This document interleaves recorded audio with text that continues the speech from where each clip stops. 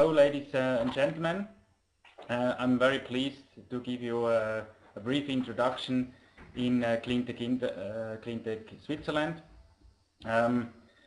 You heard from Dominic Reber a lot of rules and regulations and the role model of Switzerland within this area, and I would like to show you that we are leader as well in the technologies you need within cleantech, within these technologies, which helps to have a better world when it comes to energy consumption, energy efficiency, water consumption, CO2 reduction, and so on.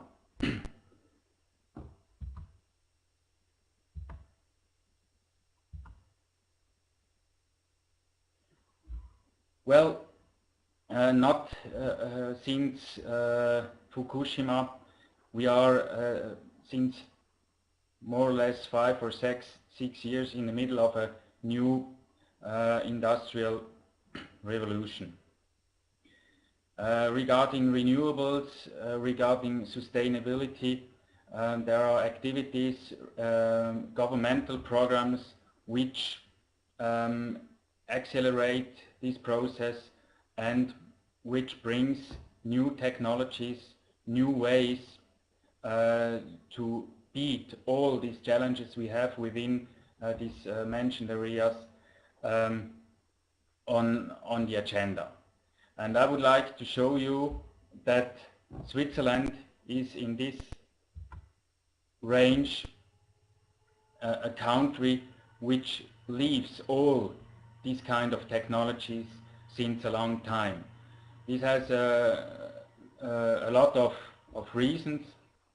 One is surely that we have a very small country where we all live very tightly together, and we have to take care about our environment, about our pollution and so on, and therefore the culture of Switzerland is very much linked to all these cleantech issues. You see here pictures from Switzerland. Since many years it's possible to swim in rivers and lakes in Switzerland without any problems. You will find incinerators in the middle of big towns like Zurich, and you have state-of-the-art technologies in the mountains, like you can see the Monte Rosa hut very close to the Matterhorn. So as I said, Switzerland is very much linked to these clean technologies from the mindset side, but as well from the technology side. You find a lot of providers for services and products to help and to support this mindset.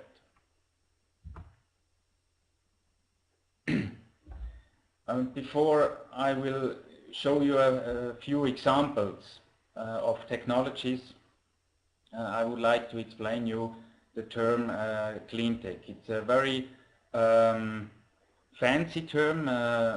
Cleantech is all around the world, and it's used more or less for different things.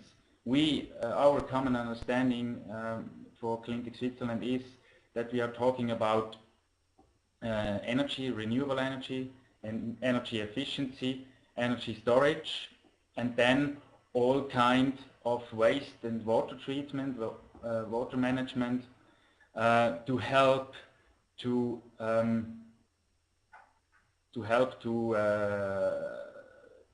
take the resources in an efficient way, to reduce this, and so on. You find here also issues within mobility, for example. Well, the need for changing in energy policies is clear enough. It's not only because of the CO2 reduction or the problems with Fukushima. It has also something to do with the end of fossil fuels. And therefore we have to take these issues very serious and within our energy policy. For example, that we build a strong framework that supports all kinds of stakeholders to improve within this task, like reduction of nuclear power, strong and increasing importance of renewables, and within the reducing of energy consumption. A change in energy policy means also that you need a strong affection to innovation. Switzerland stands for state-of-the-art innovation processes within all kinds of technologies, also in clean technologies. We have a lot of investments in research and development and a high readiness for private companies to support these kind of new technologies and to adopt it in their strategies. The issue or the subject of my presentation is supplying clean technologies for the world.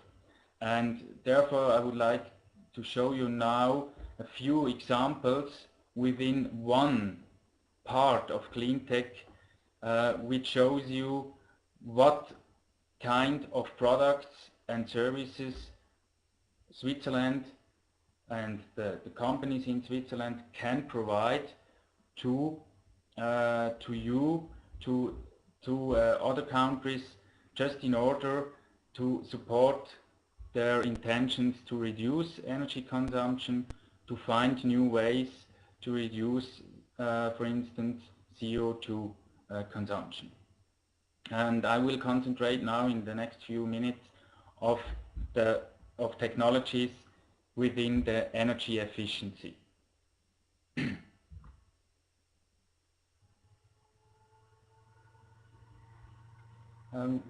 Switzerland has a high affection to building standards.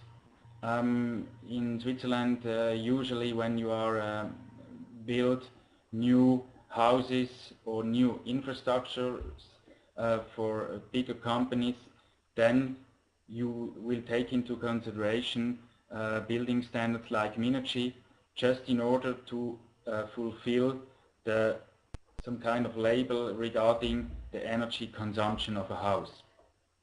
Within this label program, you can reduce the energy consumption very high. When you look at this graph in front of you, you see that the yellow one is the Minergie standard, which has the deepest energy consumption compared, for instance, with a US building label in Minnesota. You can reduce your energy consumption within 80%. What I would like also to say is that within these building standards, you find in Switzerland companies which can deliver heating systems, ventilation system, air conditioning, building shells, even the sun shell insulation, smart metering, and so on.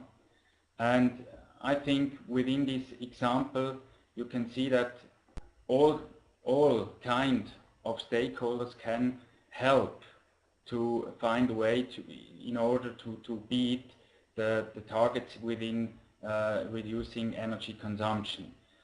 You find intention from a political level. That means that they support such kind of labels. You find companies which are interested in this market, and you find investors private households which would like to have such kind of buildings, just in order to support the mindset and the culture in Switzerland regarding energy consumption. Another example which I can show you here is that we have low carbon integral housing concepts here in Switzerland, which use the solar power for heating, for generating energy, and so on, all kind of alternative energies, just in order to reduce the fuel consumption for a building, for example. And yes, so obviously the presentation doesn't work because I have another picture with behind the other one. But nevertheless, I would like to go now in a few examples of new materials which should show you that Switzerland is constantly improving all kinds of materials within these building settings and so on. In front of you, you can see a new insulation material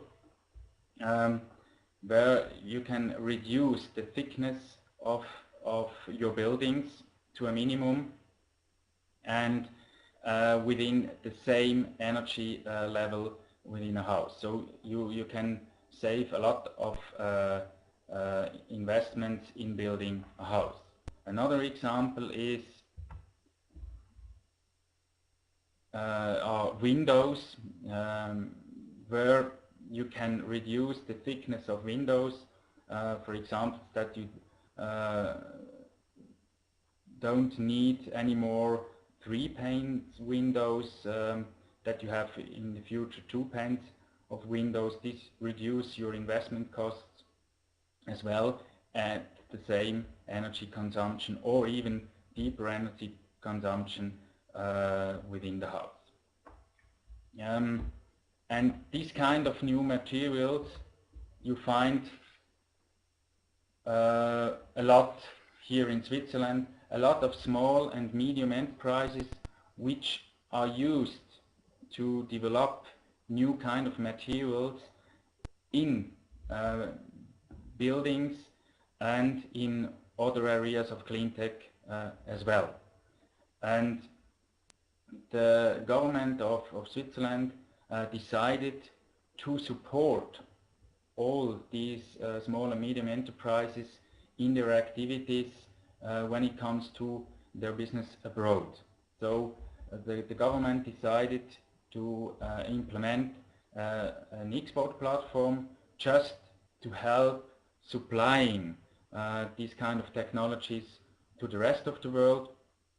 On the one hand, to support the companies in their businesses, and on the other hand, surely to help the rest of the world to improve their energy targets, to support their energy policy, and so on. Therefore, you need a lot of innovations. We clearly have some leaders within this framework. You may know one or two from these persons, and Switzerland has a strong link to all kind of these innovations, and we are convinced that we have this link as well to clean tech, as I mentioned it during my speak a few times. Besides of this, we have some key advantages in the investment area. That means, and I don't want to go into the details, that we have a strong education system with a very famous and popular Engineering University of the ETH, where you can find a lot of new solutions even in these technologies I spoke to you today. So,